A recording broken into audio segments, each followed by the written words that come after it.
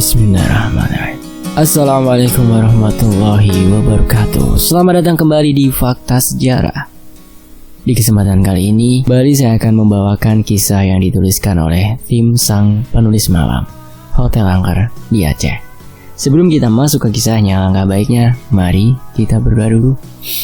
A'udzu bikalimatin tammati min syarri ma khalaq. Bismillahirrahmanirrahim. Wa huwas samiul alim. Allahumma sholli ala sayyidina Muhammad sallallahu alaihi wasallam.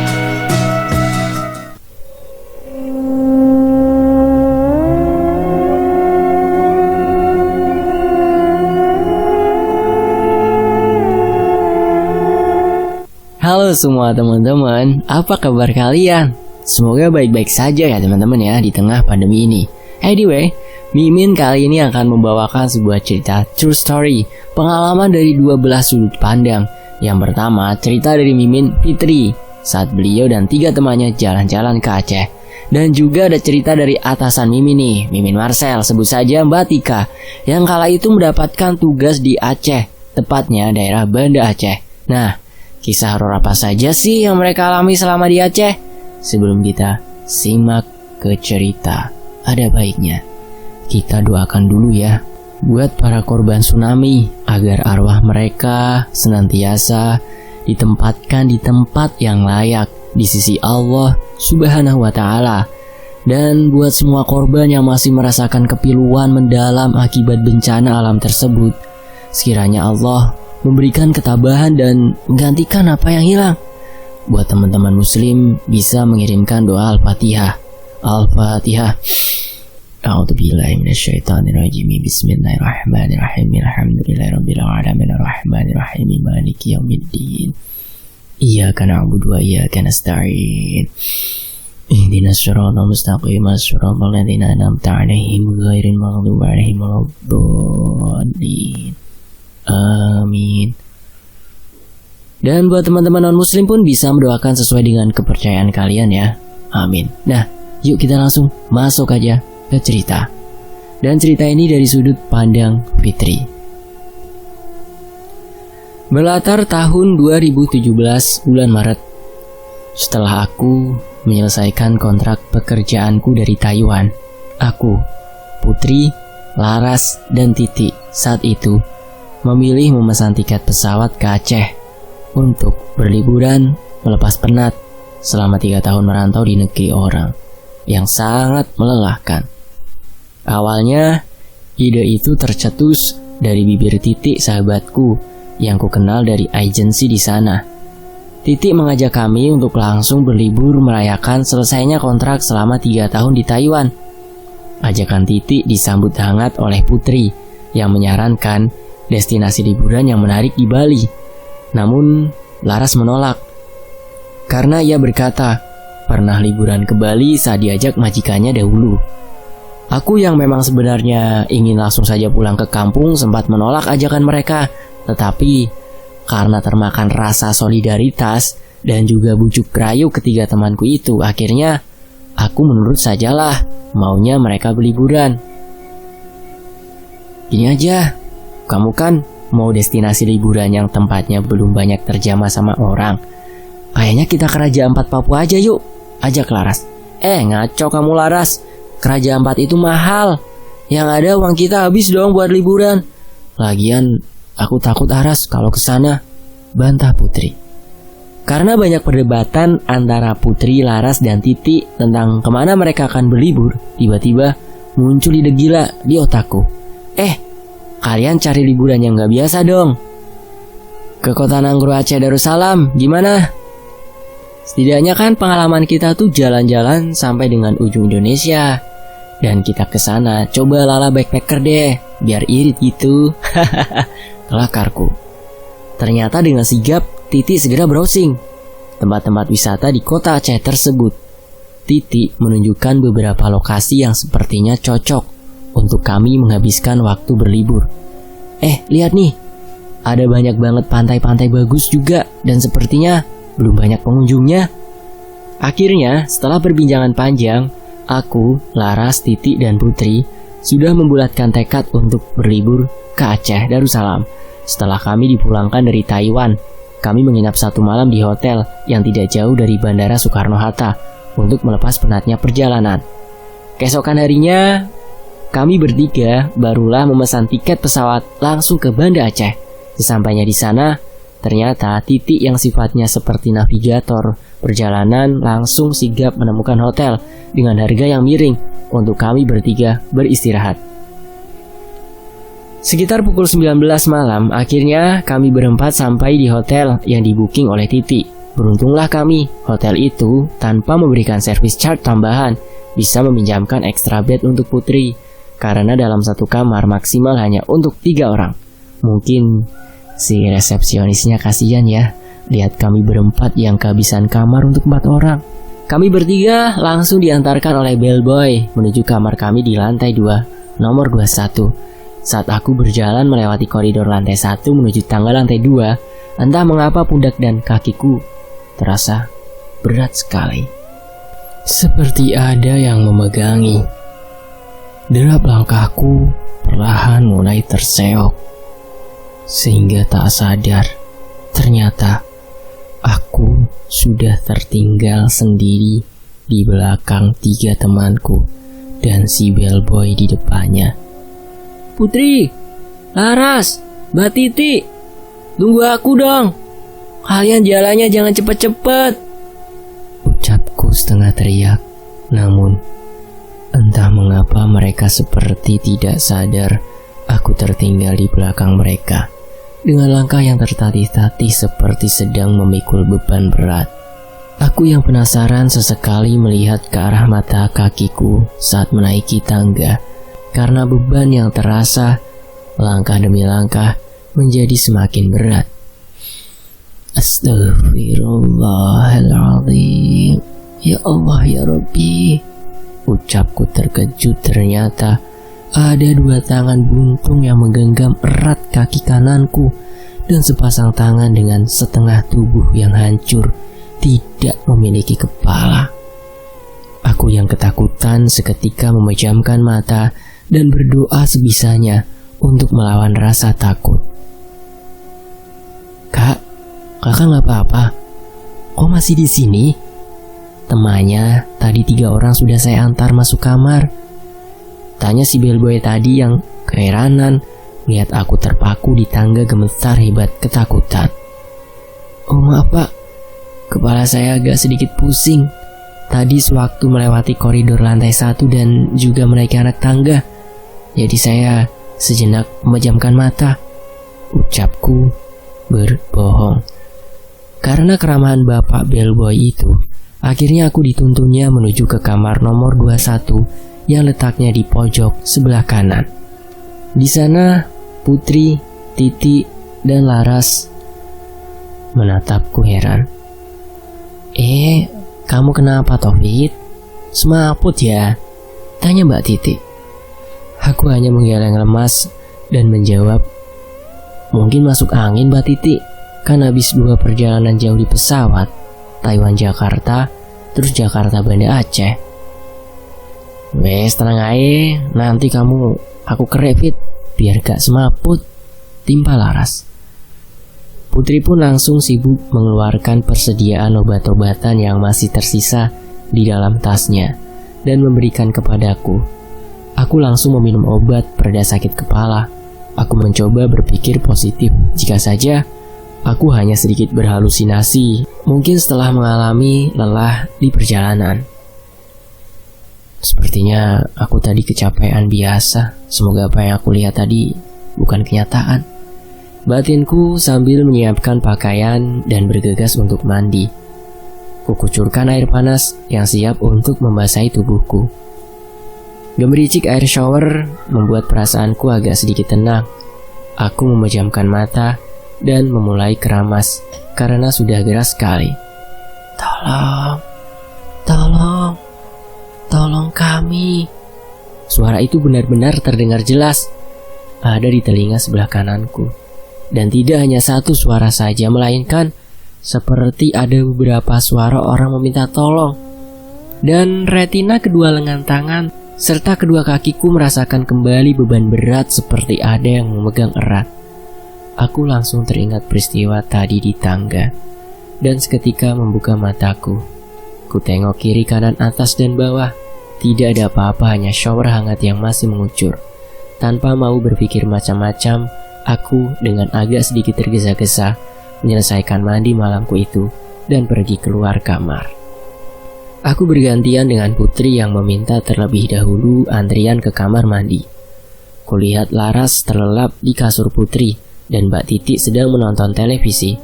Sesekali ku tengok Laras yang sedang meronta-ronta tidurnya. Mbak Titi, kayaknya Laras mimpi buruk. Takutnya kena tindihan nih. Apa sebaiknya bangunin aja ya? Tanyaku kepada Mbak Titi. Anehnya, Mbak Titi hanya diam dan matanya fokus menonton TV, seperti tidak ada kejadian apapun. Karena aku yang tidak tega lihat Laras tidur tidak nyenyak, akhirnya memutuskan untuk membangunkan Laras. Laras, Laras, bangun! Ucapku berkali-kali sambil menepuk pipinya pelan. Perlahan Laras membuka mata dan napasnya tersengal-sengal. Mbak Titi, tolong ambilkan air hangat dong, buat Laras, Mbak. Ucapku meminta tolong kepada Mbak Titi. Laras menatapku aneh. Kamu ngomong sama siapa, Taufik? Orang Mbak Titi ndak ada. Seketika aku terkejut dan menoleh ke arah tadi, Mbak Titi yang sedang duduk menatap kosong TV. Dan di situ memang tiada siapapun. Baru saja aku melangkah ingin mengambil air mineral yang tersedia di meja hotel untuk Laras, tiba-tiba Putri berlari dari kamar mandi sambil berteriak dengan tubuh telanjang yang dipenuhi sabun. Tolong, tolong! Sontak saja Laras dan aku kaget melihat tingkah Putri. Put, kamu kenapa kayak orang kesetanan gitu sih? Ngageti aja loh, bentakku kaget. Putri hanya merengek-rengek dan mengajak aku serta Laras melihat ke dalam kamar mandi. Di dalam kamar mandi tidak kulihat ada hal yang aneh. Udah Put, kamu mandi aja dulu. Tapi pintunya gak apa-apa dibuka. Kan masih kehalangi sama tirai kok. Biar kamu gak takut. Ucapku menenangkan Putri. Dan akhirnya Putri melanjutkan kembali membilas badannya yang penuh sabun. Hotel ini tuh angker. Aku tadi kena tindihan, Fit. Suara Laras kemudian sedikit membuatku penasaran, karena ia belum menceritakan mimpinya tadi. Laras bercerita, tadi dia sejenak merebahkan badan sambil menunggu aku mandi. Tetapi Laras malah tertidur lelap.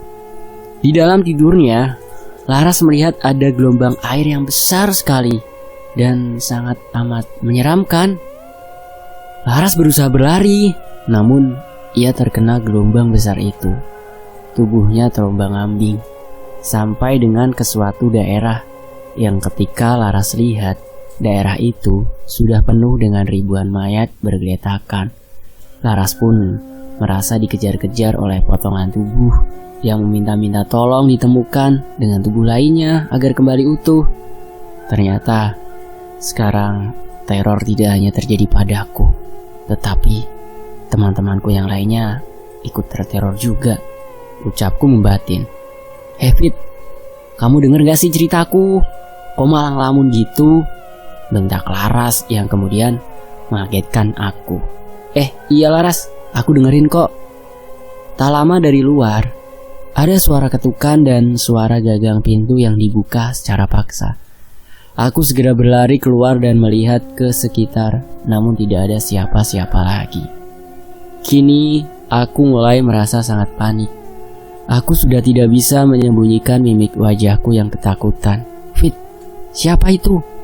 Tanya Laras dan Putri serentak dari belakang. Aku segera menutup kembali pintu dan berjalan ke belakang mereka. Tadi ada bellboy yang salah kamar. Ujarku menutupi kenyataan, karena tak ingin membuat Laras dan Putri semakin ketakutan. Setelah Putri mandi, kini giliran Laras yang mandi.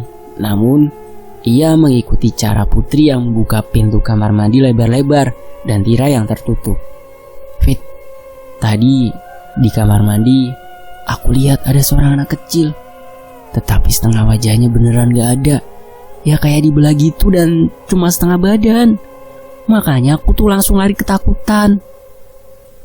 Aku yang emang dari awal sudah ngelihat dengan mata kepala sendiri, sudah tidak kaget mendengar ucapan Putri di kamar mandi. Setelah Putri meluapkan rasa takutnya, ia baru mulai sadar ternyata Mbak Titi sedari tadi keluar ingin meminta kopi, namun belum juga kembali. Mana ya Mbak Titi? Wah, masih dia gak kelihatan datang.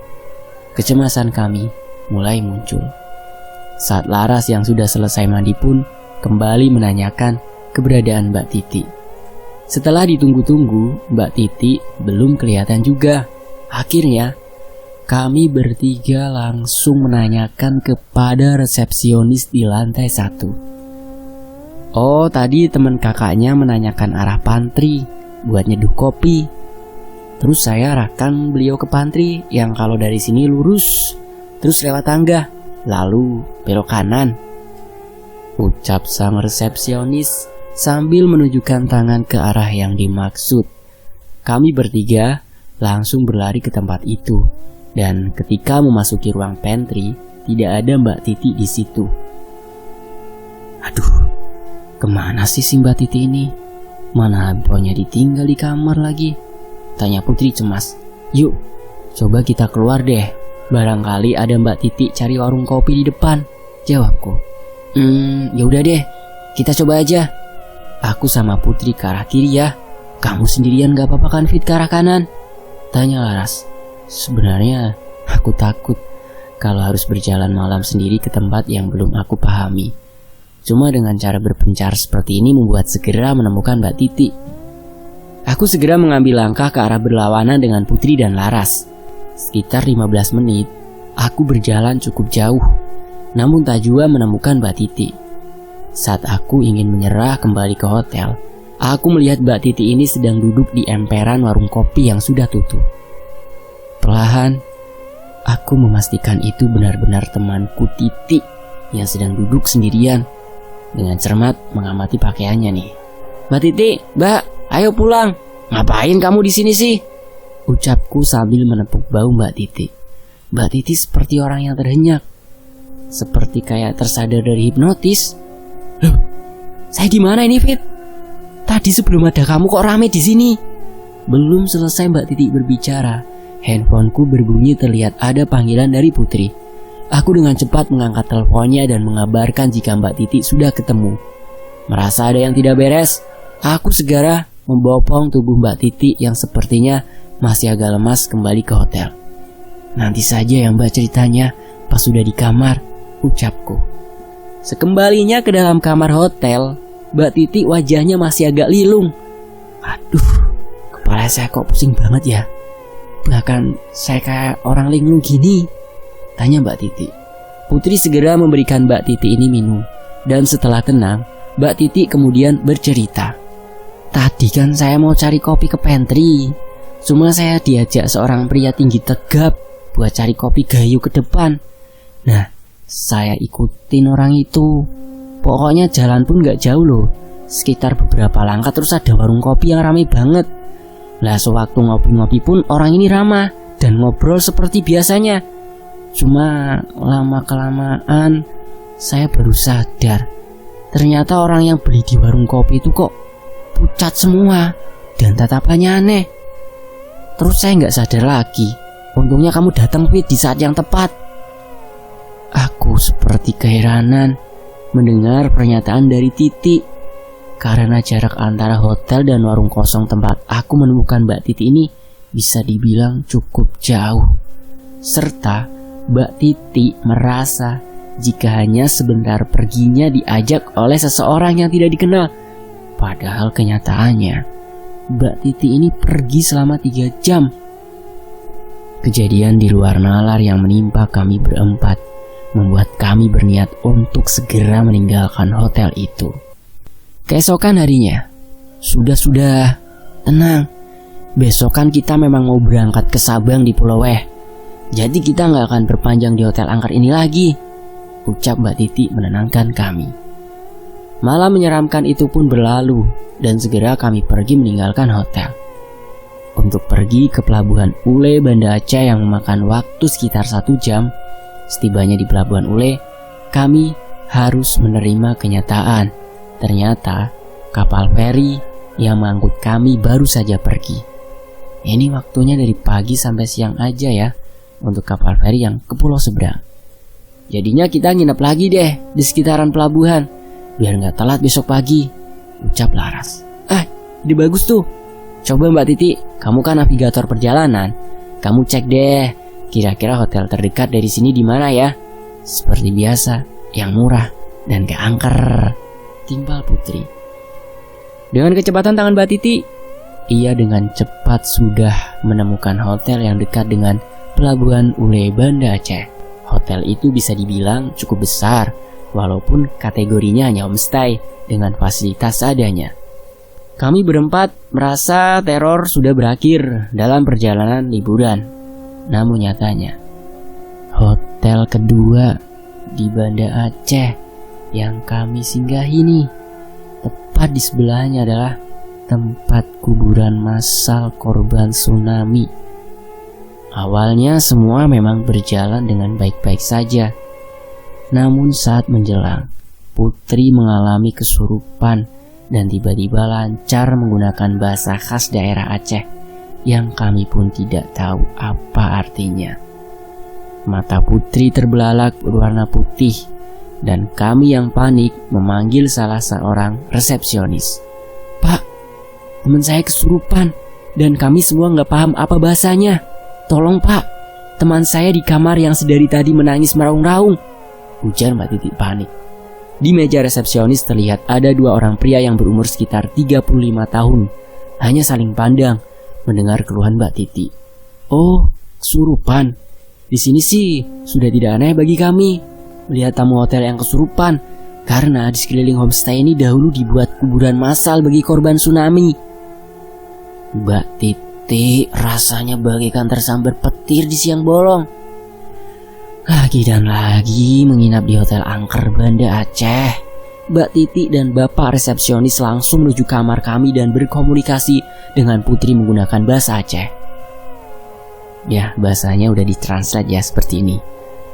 Kamu ini jangan ganggu terus tamu yang ingin menginap. Saya tahu kamu sebenarnya bukan korban tsunami, tapi kamu ini jin. Suara si resepsionis membentak. Saya mau pulang. Saya mencari suami dan anak saya. Tolong saya, sempurnakan saya, jawab Putri dengan suara yang parau. Baiklah, kami akan mendoakan kamu. Tapi kamu jangan sekali-kali lagi datang ya. Ini bukan tempatmu. Kemudian si resepsionis mengajak kami bertiga untuk sama-sama mendoakan dan mengirimkan Al-Fatihah untuk arwah yang merasuki Putri. Putri yang perlahan sadar, ia bercerita jika ia melihat seorang ibu-ibu muda dengan perut yang mengandung sedang duduk di atas ayun-ayunan. Ibu muda itu tak hentinya menatap tajam ke arah Putri. Dan setelah Putri memperhatikan dalam-dalam perut ibu itu, tiba-tiba terbelah menjadi dua karena ada sebuah seng besar menancap yang sangat amat mengerikan. Anehnya, saat Putri berteriak meminta tolong, tak ada siapapun yang mendengarnya. Sampai Putri tak sadarkan diri. Teror pun kini mulai beranjak kepada Laras saat ia sedang mandi. Laras melihat ada genangan darah di lantai kamar mandi. Laras sempat berteriak meminta tolong diambilkan pembalut karena ia berpikir sedang berhalangan rutin pada hari itu. Baru saja aku memberikan pembalut itu, Laras menjerit dari kamar mandi karena melihat banyak potongan tubuh yang berceceran di kamar mandi. Akhirnya, setelah kejadian Putri dan Laras, aku serta Mbak Titi sepakat untuk tidak mandi malam itu, dan kami mencoba tetap terjaga sampai esok pagi kami kembali ke Pelabuhan Ule. Sungguh ini adalah pengalaman horor yang tidak akan pernah bisa aku lupain sewaktu di Banda Aceh. Beruntung, saat di Sabang sudah tidak ada lagi hal-hal mistis yang mengganggu kami dan keletihan kami pun terbayar oleh keindahan Pulau Weh, Sabang, serta keramahan orang-orang Aceh terhadap kami wisatawan lokal di kala itu. Dan ini adalah cerita dari sudut pandang Mbak Tika. Siang itu di kantorku diadakan meeting dadakan.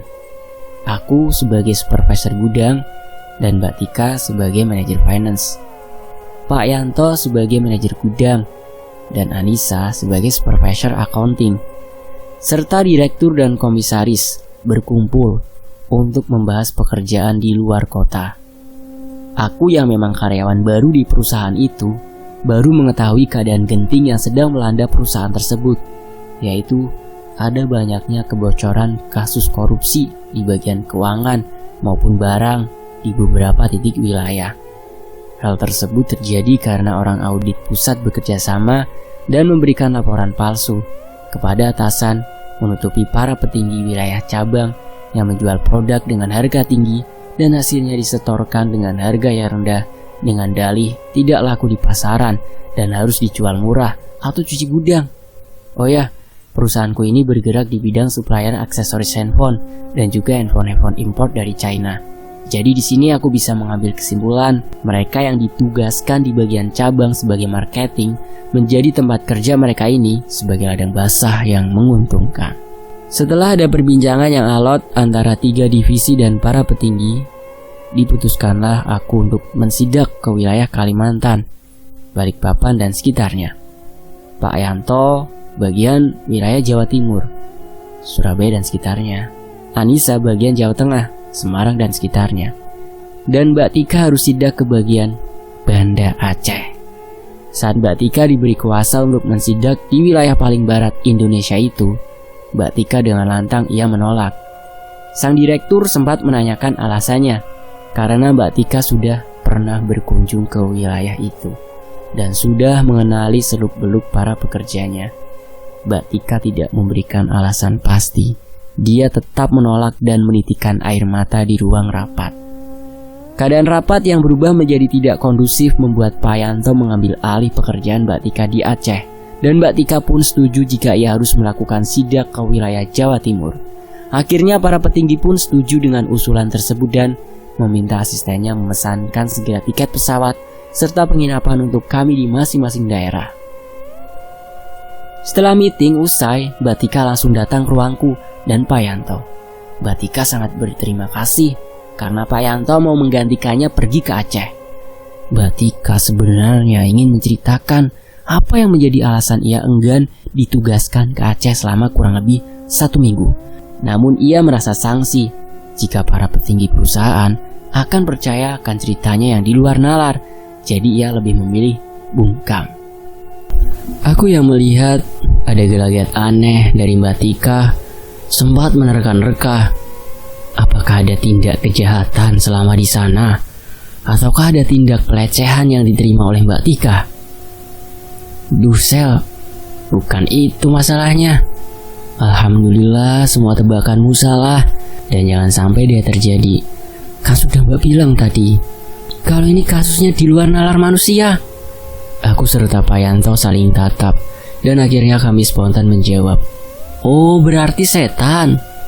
Mbak Tika langsung mengangguk lemas dan tatapannya menjadi agak nanar.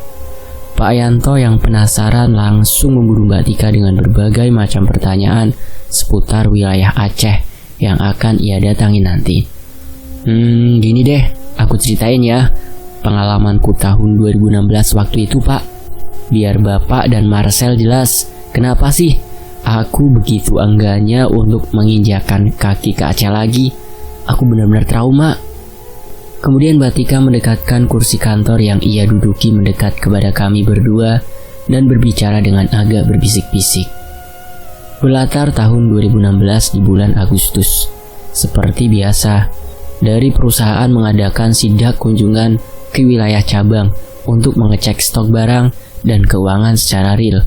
Kala itu giliran Mbak Tika, Rindi, anak buahnya Mbak Tika, dan juga Ibu Vero audit untuk bertugas menyambangi kantor cabang Banda Aceh. Awalnya Mbak Tika dan Rindi dengan senang hati menerima pekerjaan dinas pertamanya keluar daerah selama 1 minggu. Ya mungkin ini pengalaman baru untuk Mbak Tika ke kota Aceh, sekaligus dirinya bisa berwisata kuliner sesudah beres tugas. Ibaratkan pepatah sambil menyelam minum air, itulah yang ada di benak Mbak Tika dan Rindi. Tetapi, bukannya keadaan menyenangkan yang mereka dapatkan, melainkan mendapatkan pengalaman horor perdana.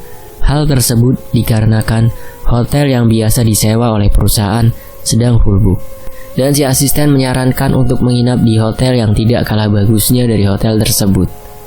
Di hari H keberangkatan, Mbak Tika seperti mendapatkan pertanda. Di rumah Mbak Tika, tiba-tiba foto yang tergantung di ruang tamu mendadak menjadi bergeser miring. Mbak Tika yang melihat figura foto yang bergeser itu, ia segera mengadu kepada sang ayah. "Nak, semoga di perjalananmu tidak apa-apa ya. Bapak khawatir, kok bisa tiba-tiba figura fotomu bergeser miring sendiri? Padahal tidak ada angin." Ucapan dari ayah Mbak Tika disambut oleh ibu Mbak Tika yang seperti merasakan ada pertanda yang sama. "Semoga tidak ada apa-apa ya nak di jalan. Ini kamu bawa tasbih kecil ibu. Ibu biasa menguntai tasbih berzikir ketika perasaan ibu sedang kalut dan sebelum ibu mau tidur." Dan Mbak Tika mengambil tasbih itu dan ia selipkan di kantong sweaternya. Segera Mbak Tika berpamitan kepada ayah dan ibunya dan segera menaikkan ke taksi online yang sudah siap menunggu untuk mengantarnya ke bandara. "Aku tidak apa-apa kok Pak, Bu. Doakan Tika ya, mau dinas luar kota. Ibu dan Bapak hati-hati di rumah. Nanti Tika kabari kalau sudah sampai di sana," ucapnya sambil melambaikan tangan. Setibanya di bandara sudah ada Rindi dan Ibu Vero yang menunggu. Tak lama mereka pun masuk ke dalam pesawat. Selama di perjalanan, Mbak Tika sudah melupakan kejadian yang ia lihat di rumah dan ia asyik berbincang-bincang dengan Rindi serta Ibu Vero sampai mereka mendarat di Banda Aceh. Karena hari sudah semakin siang, mereka bertiga memutuskan untuk drop barang di hotel yang sudah direservasi dan langsung menuju kantor cabang sampai dengan pukul 10 malam. Mereka yang sudah lelah bekerja dan penatnya perjalanan seharian langsung diantar oleh sopir perusahaan ke hotel untuk beristirahat. Hotel megah berbintang 4 itu dari luar terlihat terang, namun berbanding terbalik saat berada di dalam hotelnya. Hanya lampu redup dan meja resepsionis pun dibiarkan kosong. Saat mereka melewati koridor, tiba-tiba bulu kuduk Mbak Tika merinding. Dan dari belakang telinganya ada yang membuskan nafas manusia. Seketika Mbak Tika menoleh ke belakang, namun tidak adanya sesiapa di belakang Mbak Tika. Hembusan nafas yang berat itu kini semakin jelas pula terdengar oleh Mbak Tika. Dan berkali-kali ia menolehkan pandangannya ke belakang, seperti diikuti oleh seseorang tepat di belakangnya. "Kamu ini kenapa sih, Ti?" tanya Ibu Vero aneh dengan perilaku Mbak Tika yang sering menoleh ke belakang saat berjalan menuju kamar. "Gak apa-apa Bu, cuma kok kayak ada orang di belakang saya," jawab Mbak Tika pelan. "Sudah Bu, cuma perasaan aja kali," jawab Rindi langsung memeluk pinggang Mbak Tika untuk menenangkan. Baru beberapa langkah kemudian, Mbak Tika mendengar suara orang yang berjalan dengan menginjak genangan air. "Piak, piak." Sontak saja Mbak Tika langsung bertanya kepada Rindi. "Rindi, apa kamu dengar suara kayak orang jalan di genangan air gitu?" Pertanyaan Mbak Tika dijawab ketus oleh Bu Vero. "Udah Lati, kamu istirahat, jangan banyak berhalusinasi," sambil ia membuka pintu kamar hotel yang berseberangan dengan kamar Mbak Tika serta Rindi. Mbak Tika tidak mau banyak berkomentar lagi. Ia merasa percuma saja jika bercerita kepada Ibu Vero yang terkenal dingin dan ketus itu. Mbak Tika langsung merebahkan badan setelah ia masuk kamar, dan Rindi masuk kamar mandi untuk bersih-bersih. Saat Mbak Tika rebahan, dari ekor matanya ia melihat seorang pria yang tidak terlihat wajahnya sedang berjongkok menghadap ke tembok membelakangi tubuh Mbak Tika. Mbak Tika langsung terenyak dan mengucak-ngucak kedua matanya, berharap yang ia lihat itu tidaklah nyata. Itu tidaklah nyata. Mbak Tika yang kaget, ia mengambil air minum di dalam tasnya dan menyalakan TV untuk mengusir rasa mencekam. Untuk beberapa saat, suasana horor perlahan mencair. Mbak Tika ingat, ia menelpon ayah ibunya untuk mengabari dirinya baik-baik saja dan sudah sampai di hotel. Dari seberang sana, Mbak Tika yang asyik berbincang dengan ayah ibunya diganggu oleh suara misterius yang ikut berbicara di telepon. Tolong, tolong, tolong. Suara berat beriton laki-laki yang membuat Mbak Tika berkali-kali terdiam di sela perbincangan. Pak, Bu, maaf ya, saya mau istirahat dulu. Besok saya lanjut ya teleponnya. Lagian ini sudah malam. Bapak dan Ibu juga istirahat ya. Jangan banyak pikiran. Kan Tika sudah sampai di hotel. Ucapnya. Tak lama ia menutup telepon. Di tengah rasa kepanikan, Mbak Tika lagi dan lagi telinga kanannya seperti merasakan ada nafas berat manusia. Mbak Tika yang mulai ketakutan dikagetkan dengan suara ketukan pintu dari luar kamar. Dengan sisa tenaga, ia berjalan dan membuka pintu kamar hotel. Namun tidak ada orang di sana, melainkan hanya lampu redup koridor. Pandangan Mbak Tika tertuju oleh bekas tapak kaki yang basah. Dan ada banyak genangan air di sekitar luar kamarnya. Setelah ditelusuri, tapak kaki yang basah itu mulai nampak dari arah tangga dan berakhir tepat di depan kamar Mbak Tika. Melihat ada hal ganjil, Mbak Tika segera menelpon resepsionis hotel untuk meminta tolong membersihkan bekas tapak kaki yang basah serta genangan air di sekitar kamar. Karena saat itu sudah hampir pukul 11 malam, para pekerja cleaning service sudah tidak ada dan menunggu keesokan harinya baru akan dibersihkan. Mbak Tika keheranan, masa ada orang yang basah-basahan jalan di koridor hotel? Dalam benaknya. Tak lama, Rindi yang baru selesai mandi menghampiri Mbak Tika yang sedang berdiri mematung di luar kamar. Bu, kok ngelamun sih? Rindi, kamu sini, kamu lihat kan, ini ada banyak bekas tapak kaki basah dan genangan air. Tanya Mbak Tika memastikan.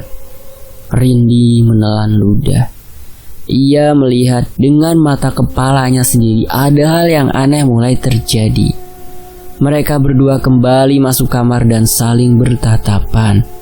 Rindi kemudian mulai bercerita jika sedari tadi ia mandi seperti ada yang memperhatikan di sudut kamar mandi. Namun Rindi masih bisa menepis rasa takut itu dan segera menyelesaikan mandinya. Rasa lelah Mbak Tika sepertinya sudah mengalahkan rasa takutnya. Mbak Tika memaksakan mandi malam itu dan ketika ia mandi, ia kembali mendengar suara banyak orang meminta tolong dan merintih-rintih tidak karuan. Bukan hanya satu suara, melainkan ada banyak sekali suara yang berdengung di telinganya minta tolong. Mbak Tika yang sudah tidak kuat, takut, gemetaran, merasa diganggu oleh yang tidak kasat mata, ia langsung meraih handuk dan melilitkan ke tubuhnya. Rindi, saya izin pakai baju di sini ya. Gak kuat lama-lama di kamar mandi. Rasanya lutut saya lemas, ucap Mbak Tika. Setelah selesai berpakaian, Mbak Tika kembali merebahkan tubuhnya di tempat tidur. Ia melihat Rindi sedang asik membelakanginya sambil bermain handphone. Dan saat Mbak Tika melihat ke salah satu sudut kamar, nampak ada kuntilanak yang menempel di dinding dan melihat tajam ke arah Rindi, serta mulutnya mengercap-ngercap seperti melihat hidangan lezat di depan mata. Menurut Mbak Tika, wajah si Kunti ini emang serem seserem-seremnya. Mulutnya ada taring 2, matanya mirip kayak Suzana yang kelopak sama kantung matanya hitam dan wujudnya 2 dimensi. Jadi saat Mbak Tika lihat si Kunti ini, ia juga bisa lihat tembok belakangnya. Mbak Tika langsung menutup mata dengan kedua tangannya. Dan perlahan-lahan ketika ia membuka mata, sosok yang menyeramkan itu hilang. Rindi, kita gabungin yuk kasurnya. Saya gak bisa tidur nih, pinta Mbak Tika merengek. Kebetulan double bed ya kamarnya. Iya bu, tadinya juga Rindi mau minta buat digabungin, cuma sungkan sama ibu. Rindi risih bu, seperti ada yang ngeliatin terus, jawab Rindi bergetar. Malam itu Mbak Tika benar-benar dibuat hampir terjaga sepanjang malam. Ia mengambil tasbih yang diberikan oleh sang ibu dan berzikir sampai akhirnya berhasil terlelap tidur. Pukul 3:30 pagi, Mbak Tika terbangun karena mau ke kamar mandi. Ia sengaja tidak menutup pintu kamar mandi itu karena takut. Mbak Tika mendengar dari kamar Rindi, anak buahnya yang seperti mengigau dan meracau tidak jelas. "Bu, geser dong bu, saya sempit tidurnya. Terus berat nih bu, peluk saya terus." Karena penasaran, Mbak Tika melihat dari pantulan bayangan di cermin kamar ke arah tempat tidur dan langsung menjerit sejadi-jadinya. "Rindi!" Sontak saja Rindi langsung terbangun dan berlari ke arah kamar mandi. "Ada apa bu?" tanyanya kaget. Mbak Tika hanya diam dan menyelesaikan buang hajatnya, minta ditemani oleh Rindi. Peluh jagung mulai berjatuhan dari wajah Mbak Tika karena baru saja ia kembali melihat kuntilanak yang menindih tubuh Rindi. "Rindi, tadi saya lihat ada kuntilanak nih di badan kamu. Serius, Rin?" ucap Mbak Tika terbata-bata. Rindi yang mendengar hal itu langsung loncat memeluk Mbak Tika. "Ah bu, jangan nakut-nakutin saya dong bu. Rindi lagi hamil muda soalnya nih. Rindi takut diganggu kuntilanak." Mbak Tika ingat dirinya memiliki peniti yang agak cukup besar yang ia pakai untuk mengaitkan jilbabnya di dalam tas dan diberikannya kepada Rindi. "Rindi, kamu kenapa gak bilang sih lagi hamil muda? Sekarang kamu keluar kota jauh-jauh, takutnya kamu kecapean loh, Rin." "Saya khawatir sama kesehatan kamu dan calon bayinya. Nih sekarang peniti kamu kaitkan di baju kamu, jangan sampai terlepas. Kuntilanak dipercaya takut sama peniti." Rindi kemudian mengikuti saran dari Mbak Tika dan pagi itu mereka berdua tetap terjaga sampai terdengar suara azan subuh. Di kantor cabang, Mbak Tika dan Rindi mulai tidak fokus bekerja sehingga berulang kali Bu Vero harus menegur mereka. Saat beristirahat makan siang, salah satu karyawan kantor cabang berbasa-basi menanyakan di mana hotel mereka tinggal dan juga bagaimana kesan pertamanya menginjakan kaki di Banda Aceh. Ibu Vero yang terkenal dingin, ketus dan pendiam saat itu mulai asyik bercerita seperti tidak biasanya. Ia benar-benar menunjukkan antusiasnya berada di Banda Aceh, namun berbanding terbalik dengan Mbak Tika dan Rindi yang menjawab seperlunya saja dengan nada lemas. Di tengah percakapan, si karyawan perempuan, sebut saja namanya Khotijah, tiba-tiba menanyakan sebuah pertanyaan kepada mereka. "Kalian bermalam di hotel es itu apa aman dan baik-baik saja? Soalnya hotel itu bisa dibilang angker loh." Ibu Vero hanya menggeleng dan tertawa mendengar pertanyaan Khotijah yang menurutnya nonsens. Setelah selesai makan siang, Ibu Vero langsung berlalu menuju ke toko oleh-oleh yang berada tepat di sebelah rumah makan. Rindi yang melihat Ibu Vero sudah berlalu, ia memburu pertanyaan kepada Khotijah. Rindi pun bercerita jika Mbak Tika dan dirinya diganggu oleh makhluk yang tak kasat mata. Khotijah mengangguk dan bercerita jika memang hotel tersebut terkenal angker karena sewaktu bencana tsunami Aceh, beberapa mayat sempat masuk ke dalam hotel karena derasnya hantaman arus laut tsunami, dan setelah dievakuasi, ada pun tamu hotel yang meninggal di tempat karena belum sempat menyelamatkan diri. Khotijah pun menanyakan kenapa Mbak Tika dan kawan-kawan tidak menginap saja di hotel yang biasa direservasi oleh perusahaan. Nasi sudah menjadi bubur. Mbak Tika dan Rindi pun pasrah dirinya berada di hotel itu selama 1 minggu.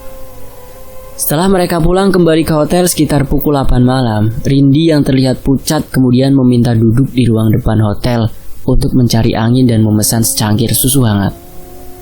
Karena tak tega membiarkan Rindi sendirian berada di lantai 1, akhirnya Mbak Tika memutuskan untuk duduk menemani Rindi. Mbak Tika melihat sekeliling hotel terlihat lengang dengan lampu penerangan redup. Ada semilir angin yang tiba-tiba terasa di tengkuk Mbak Tika, membuatnya merasa tidak nyaman. Mbak Tika kemudian melihat Rindi masih perlahan-lahan meminum secangkir susu hangatnya yang baru disajikan. Ia mengurungkan niatnya untuk segera ke kamar mereka di lantai 3. Di saat bersamaan, Mbak Tika jelas mendengar suara bariton yang tidak asing di telinganya. "Tika, sini. Tika, sini. Tolong. Entah mengapa Mbak Tika seperti terhipnotis dengan suara itu dan perlahan ia berjalan beberapa langkah keluar hotel mengikuti si sumber suara. Mbak Tika tertegun melihat seorang pria yang pernah ia lihat di kamar sedang jongkok dan kepalanya tertunduk membelakangi dirinya. Pria itu terlihat sangat basah kuyup dan tetesan air terlihat mengalir dari tubuhnya. Saat Mbak Tika ingin menghampiri Rindi menepuk bahunya. "Bu, kok ibu ngelamun di luar? Ayo masuk. Nanti ibu kedinginan, Bu. Saya juga sudah mau selesai nih minum susunya." Suara Rindi mengagetkan Mbak Tika. Saat Mbak Tika melihat kembali ke arah lelaki itu, ternyata ia sudah lenyap. Mbak Tika hatinya mulai kalut. Ia menerka, siapa lelaki yang baru saja ia lihat? Apakah itu sosok korban tsunami? Namun Mbak Tika mencoba menepis perasaan yang mengganjal hatinya dan kembali masuk ke hotel. Mbak Tika yang mendadak wajahnya pucat dan panas dibopong oleh Rindi menuju ke kamar hotel. Saat berjalan, Mbak Tika tidak mendengar kata lain selain tolong. Berumah lon, beromoh sayang. Mbak Tika menghentikan langkahnya dan menatap Rindi. Rindi, kamu dengar gak? Ada suara lelaki barusan. Rindi menggelengkan kepalanya dan malah merengek. Bu, jangan nakutin Rindi. Rindi takut, Bu. Ibu mah, dengerin yang horor-horor aja nih. Mendengar Rindi yang sangat ketakutan, Mbak Tika mengurungkan niatnya bercerita tentang apa yang ia lihat barusan di luar hotel. Baru saja beberapa langkah memasuki kamar, tubuh Mbak Tika terasa berat dan tiba-tiba tak sadarkan diri. Ia seperti bermimpi melihat lelaki bertubuh tegap berkisar umur 28 tahun yang terus melambaikan tangannya padanya dan berkata, "Berumah lon sayang," sambil meluk tubuh Mbak Tika erat. Mbak Tika yang risih karena tidak mengenal siapa lelaki itu meronta-ronta dengan kuat mencoba melepaskan dekapannya. Saat Mbak Tika melihat lagi ke arah lelaki itu, lelaki tersebut wajahnya kini menjadi pucat pasi dan wajahnya bengkak membiru. Lelaki itu terus berusaha mengejar Mbak Tika dan Mbak Tika berlari entah kemana tujuannya. Yang terpenting, ia bisa kabur dari sosok menyeramkan itu. Ketika Mbak Tika berlari, kakinya tersandung sesuatu hingga ia terjatuh. Mbak Tika melihat apa yang baru saja menyandung kakinya ternyata di sekitar banyak kumpulan kantong jenazah dan bau busuk mulai menyeruak di hidung. Mbak Tika yang sudah kalut ketakutan, ia memanjatkan doa dan meminta keselamatan kepada Sang Pencipta. Seketika itu pula Mbak Tika tersadar. Di sekelilingnya sudah ada banyak orang. Rindi, Ibu Vero, petugas resepsionis dan 2 pekerja hotel. Rindi segera memberikan air mineral untuk menenangkan Mbak Tika yang baru tersadar. 2 orang pekerja hotel itu berkata, jika Mbak Tika kerasukan oleh korban tsunami yang mencari istrinya. Kebetulan wajah Mbak Tika mirip dengan istrinya yang selama ini ia cari. Arwah penasaran itu tidak bisa kembali ke alamnya karena masih penasaran belum mengikhlaskan kematiannya serta rasa duka kehilangan istri yang baru dinikahinya. Tak lama semuanya membubarkan diri dan Ibu Vero hanya berkata ketus, kamu ini bisa profesional gak sih? Masa keluar kota kesurupan?" Mbak Tika yang sudah tidak tahan dengan sikap ketus Ibu Vero mulai membalas ucapannya dengan nada tinggi. "Ibu kenapa sih kok ketus banget sama saya? Apa jangan-jangan ibu ada kong kali kong ya dengan petinggi manajer cabang pusat? Heran saya sama ibu." Ucapan Mbak Tika tidak digubris oleh Bu Vero yang berlalu pergi ke kamarnya. Rindi dengan sigap memberi Mbak Tika paracetamol karena mendadak keningnya panas serta tubuhnya bergetar menggigil kedinginan. Mbak Tika bercerita jika tubuhnya merasa berat dan tak lama ia kehilangan kesadaran.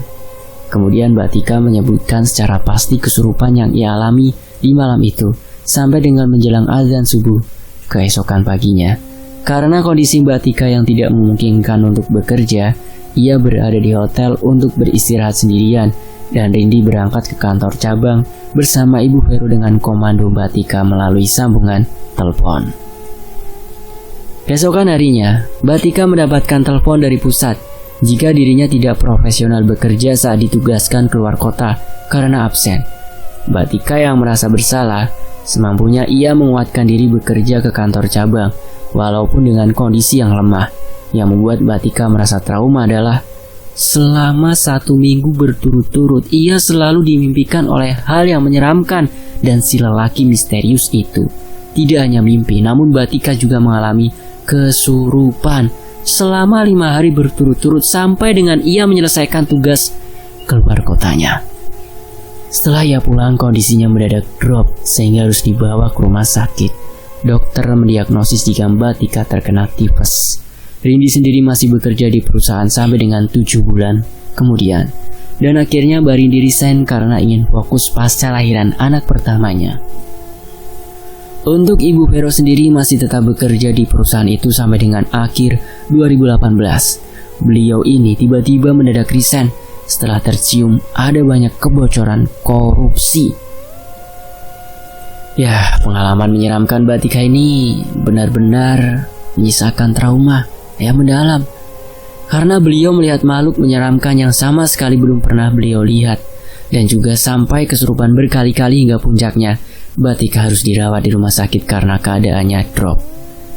Batika pun turut mendoakan si almarhum lelaki misterius itu agar ia mau kembali pulang dan mengikhlaskan apa yang sudah terjadi. Pelajaran penting dari cerita horor Batika ini ya, sejatinya manusia menyerahkan segala sesuatunya ke dalam kehendak Allah Ta'ala, baik dan buruknya, hidup dan mati, rezeki serta jodoh, hingga ketika Allah menghendaki mencabut atau mengambil apa yang ada pada diri kita, senantiasa kita bisa mengikhlaskan dan tidak terlalu dalam kesedihan. Dan mungkin pelajaran lain yang bisa kita ambil adalah kejujuran dalam bekerja. Sepintar-pintarnya orang menyimpan bangkai, pasti pun akan tercium juga. Banyak orang pintar, tetapi sedikit saja yang memiliki kejujuran dalam bekerja. Penutup. Nah, itulah teman-teman. Akhirnya setelah beberapa waktu, Mimin skip cerita ini bisa terselesaikan juga. Walaupun ada beberapa kata-kata yang mengganggu ya. Dan penulis berterima kasih buat semua yang masih mau menantikan kisah-kisah dari penulis malam.